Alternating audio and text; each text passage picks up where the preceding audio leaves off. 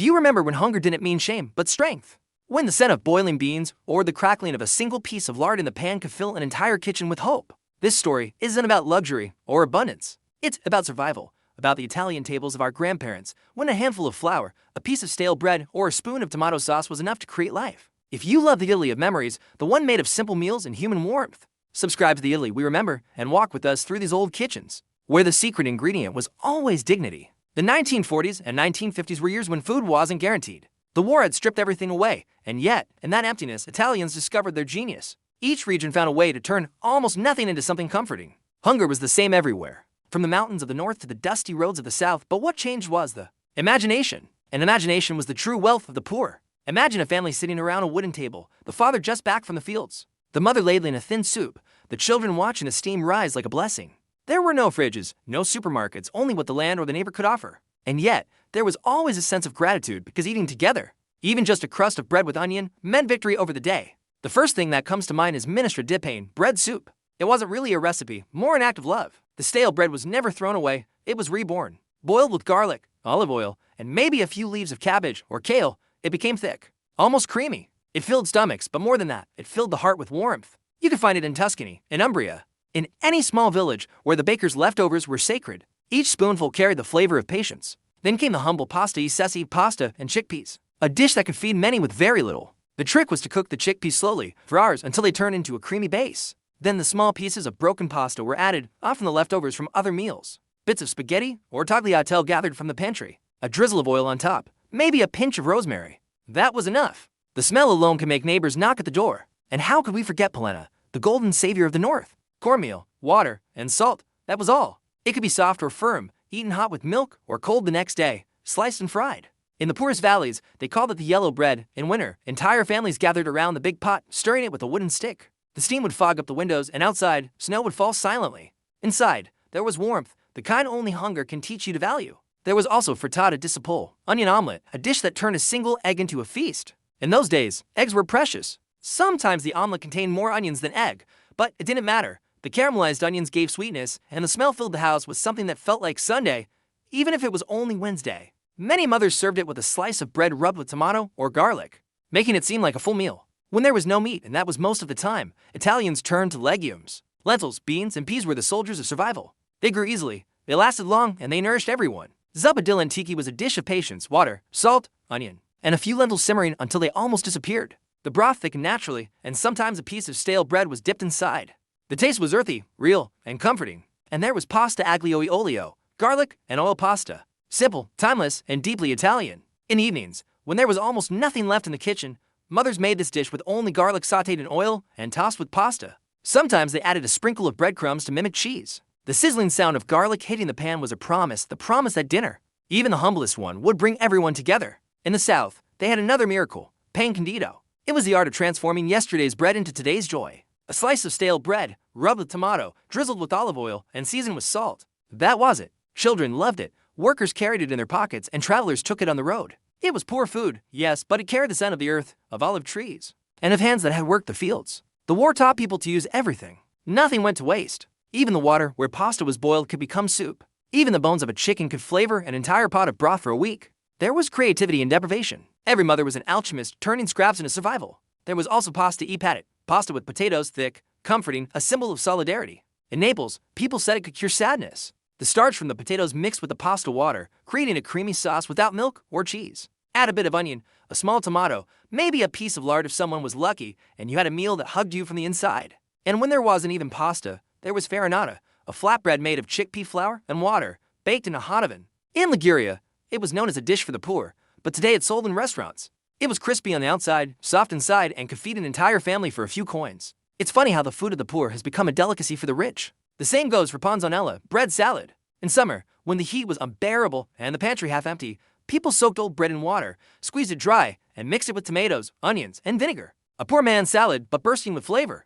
It didn't need luxury, it needed imagination. Every region had its version of survival. In Sicily, there was pasta con la sarde, pasta with sardines and wild fennel, a dish born from necessity near the sea. The fishermen's families used what they had, small fish, breadcrumbs, a pinch of saffron if fortune smiled. It was food for survival that somehow became poetry. And in Sardinia, zuppa gallurese, a layered bread and broth casserole. Baked until soft and golden, turn leftovers into comfort. What makes all these dishes unforgettable is not just their flavor, but the life behind them. They tell stories of mothers stirring pots with tired hands, of grandfathers returning home covered in dust, of children licking the last drop from the bowl. Every plate was a lesson in gratitude. We often think of poverty as misery, but for those generations, it was also unity. They shared everything: food, warmth, time. If one neighbor had beans and the other had bread, together they had dinner. Maybe that's why these meals still touch us today, because they remind us of who we were when we had less, but somehow loved more. Even the desserts, if you could call them that, were humble. A slice of bread with sugar and a drizzle of wine, or stale bread soaked in milk and baked with apple peel.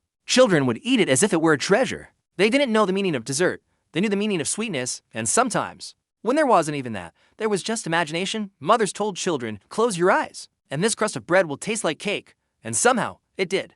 As the years passed, the recipes of survival began to fade from daily life. Italy was rebuilding, and prosperity was on the horizon. The memory of those meals never disappeared. They had left something deeper, the knowledge that you could always create something from nothing. In many rural families, breakfast was a leftover from the night before. A bowl of pain nel latte, bread soaked in milk, sometimes sprinkled with a bit of sugar or coffee grounds. It was sweet, soft, and comforting, the poor man's cappuccino. Farmers ate it before sunrise, standing by the door, while the world outside was still dark. Lunch often came from the land. Fagioli con la sapala, beans with onion, was one of the most common meals. A pot simmered on the stove all morning, filling the house with a smell both rustic and reassuring. The beans were eaten with a drizzle of oil, and the broth was soaked up with bread. It was protein, warmth, and memory in one dish. In some parts of central Italy, there was a dish called aquacotta, cooked water. Just the name tells you everything: water, vegetables, oil, and stale bread. Shepherds and farmers made it in the fields with whatever they found: a wild herb, a piece of onion, maybe an egg if fortune smiled, yet its flavor was deep, layered, like the earth itself. In the mountain villages, polenta e latte or polenta e formaggio was the evening meal. Children would dip chunks of cold polenta into milk and laugh as it melted. It was filling and warm, the perfect end to a day of work. In some valleys, they added chestnut flour, making a sweet version that smelled like autumn. And when the weather turned harsh, there was zuppa di cavolo nero, black cabbage soup, a dish of the poor that kept entire families alive during the cold months. A little cabbage, some beans, and bread, that was enough in those days. Enough was a word full of grace in southern homes, especially during hard times. Dinner might have been fagiolini, e patty, green beans and potatoes cooked together with oil and vinegar. It was eaten warm or cold, served directly from the pot, simple, balanced, and nourishing. Many of us can still remember our grandmothers serving this with love, saying, "It's good for you." There were also meals born from pure ingenuity. In Naples, pasta frittata, a cake made of leftover pasta mixed with egg and fried, turned yesterday's scraps into today's feast. Children adored it. Workers carried it in newspaper wraps. Each slice was golden, crispy, and full of flavor.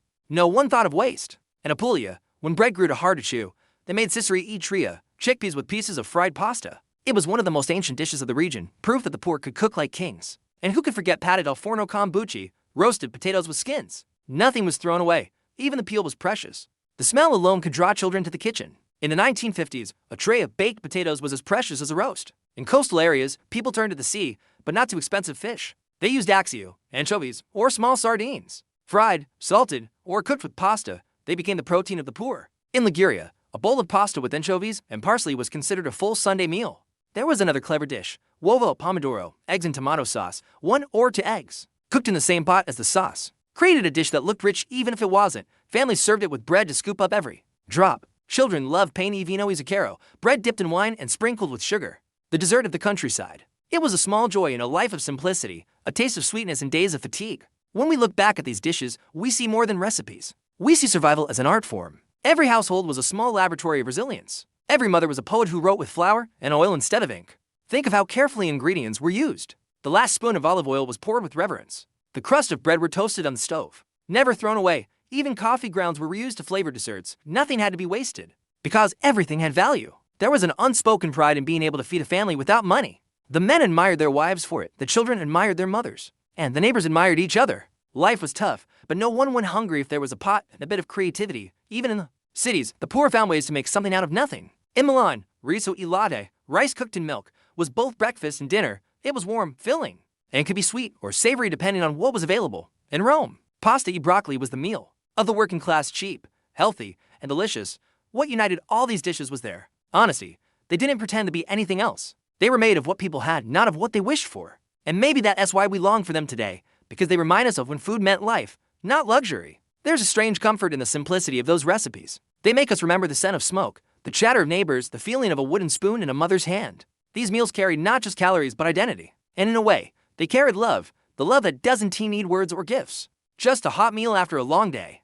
As the last spots of the evening simmered, the Italy of survival slowly transformed into the Italy of dreams. The post-war years brought electricity, small factories, and new hopes. But in those kitchens, dark, humble, perfumed with wood smoke, something eternal remained, the spirit of making do, of feeding a family with dignity and creativity. And that spirit lives in every story our grandparents left behind. One of those stories begins with pane sapala, bread and onion. It was the meal of workers, miners, and farmers. A slice of bread, rubbed with salt, topped with thin slices of raw onion and a few drops of vinegar or oil. It burned your throat, yes, but it reminded you that you were alive, strong, ready to face another day. People ate it standing up, before going to work in the fields or the train depot. The crunch of the onion, the roughness of the bread, that was the flavor of endurance. In the mountain regions, they made patted castagni, potatoes, and chestnuts boiled together. It sounds strange today, but it was one of the few combinations that could sustain both children and adults during winter. The sweetness of chestnuts mixed with the softness of potatoes, turning poverty into warmth. Around the pot, stories were told, songs were sung, and life, though hard, felt bearable.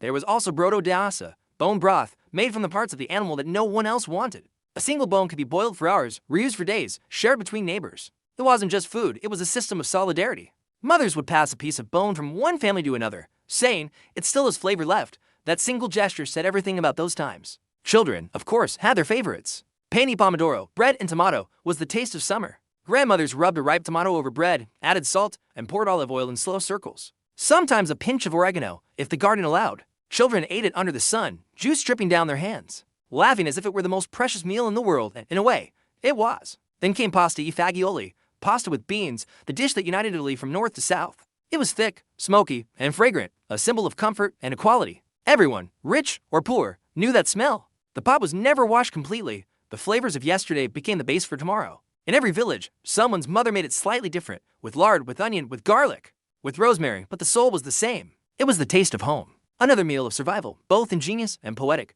was polpette de pain, bread meatballs. When meat was rare or non-existent, people used stale bread soaked in milk, mixed it with herbs and garlic, and fried it until golden. The smell of frying bread spread through alleys and courtyards, making children run to the kitchen. Those golden bites had no meat, but they had flavor, and more importantly, pride.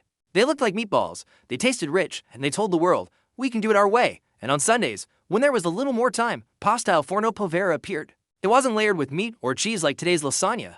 It was made from leftover pasta, mixed with tomato sauce, and baked until crispy at the edges. Sometimes there were just breadcrumbs on top to create a golden crust. Families would eat it slowly, savoring each bite as if it were a feast. The sound of forks scraping the pan meant that nothing was wasted. In the poorest countryside, there was also frittelle di fiori di zucca, zucchini flower fritters. Mothers picked the blossoms from the garden, dipped them in a thin batter of water and flour, and fried them in a shallow pan. The flowers opened like golden suns in the oil, their fragrance filling the room. That smell, the smell of summer and oil, was the perfume of life itself. Many dishes weren't recipes at all, but acts of transformation. Think of riso avanzato, leftover rice, turned into a new meal with a few spoons of tomato or peas. Or sugo finto, fake sauce, onions, carrots, and celery simmered to resemble meat sauce when there was no meat to be found. Even the name carried irony and wisdom. Italians knew how to laugh at hunger. And there was pasta e pangrattato, pasta with toasted breadcrumbs. When cheese was too expensive, breadcrumbs were toasted in olive oil until crunchy and golden, then sprinkled on pasta. It imitated the richness of grated cheese, and many said it tasted even better. Every crumb told the story of how the poor outsmarted poverty. In evenings, when candles flickered and the radio hummed softly, families gathered again. Sometimes all they had was a bowl of patted bolite, boiled potatoes seasoned with salt and oil, or a slice of focaccia vecchia, old flatbread reheated over the stove. But no one complained. The conversations, the laughter, the togetherness, that was the real nourishment. Grandfathers told children stories of times when hunger had been worse, when they had eaten wild herbs, snails, or even grass. But we survived, they'd say. We always survived, and the children, eating their simple potatoes, felt proud of that resilience, as if it flowed through their veins. There were also regional miracles that deserved to be remembered. In Calabria, people made pasta e malika, pasta with breadcrumbs, garlic, and chili. In Emilia, crescentine, small fried doughs, were eaten with onions or nothing at all. In Campania, scarola e fagioli, a scaroli and beans, was a dish so poor it became noble through taste alone. And in Friuli, frico, made of leftover cheese and potatoes, turned into a golden crisp that could bring joy even on the darkest days. Each dish carried a moral, that gratitude is not born from plenty, but from effort. That the best meals are those that tell a story. That food is never just about eating, it's about belonging. As Italy grew richer, these dishes started to disappear from daily tables. Children wanted butter, meat, and sweets. The television showed new products, new dreams. But in the countryside, in the kitchens of the elderly, the old pots kept simmering. They couldn't let those recipes die. Because they were more than recipes, they were survival songs. When you walk into a small village today and smell lentils or beans or fried onions, you're smelling history. You're smelling love disguised as hunger. You're smelling the courage of those who built a country with their bare hands and full hearts. Sometimes, if you close your eyes, you can almost hear it. The sound of a spoon scraping the bottom of a pot. The murmur of a radio in the background, the clink of glasses filled with cheap wine. That was the symphony of survival. And maybe that's the real reason we remember these meals, not because of their taste, but because they represent something we've lost: slowness, gratitude, togetherness. So, when you see your grandmother cutting stale bread or saving leftover pasta, understand what she's really doing. She's preserving a philosophy, one that says nothing is wasted if it feeds love. In the end, the 25 cheap meals our grandparents ate to survive weren't just recipes. They were lessons, written not in cookbooks but in hearts. Each pot of beans, each slice of bread, each drizzle of oil was a declaration of hope. They taught us that hunger can be fought with creativity, that poverty can still taste like joy, and that memory, the memory of a table, a smell, a face, can feed us forever. So, maybe tonight, as you prepare dinner, try one of those dishes again. Make a bowl of pasta and beans. Toast breadcrumbs instead of using cheese. Boil potatoes with the skins on. Do it not out of necessity, but out of remembrance. Because when we recreate those humble meals, we don't just honor our grandparents, we invite them back to the table. And as we eat, we can almost hear their voices. Eat, child. It's simple, but it's made with love. That, more than anything else, was the real secret ingredient of survival.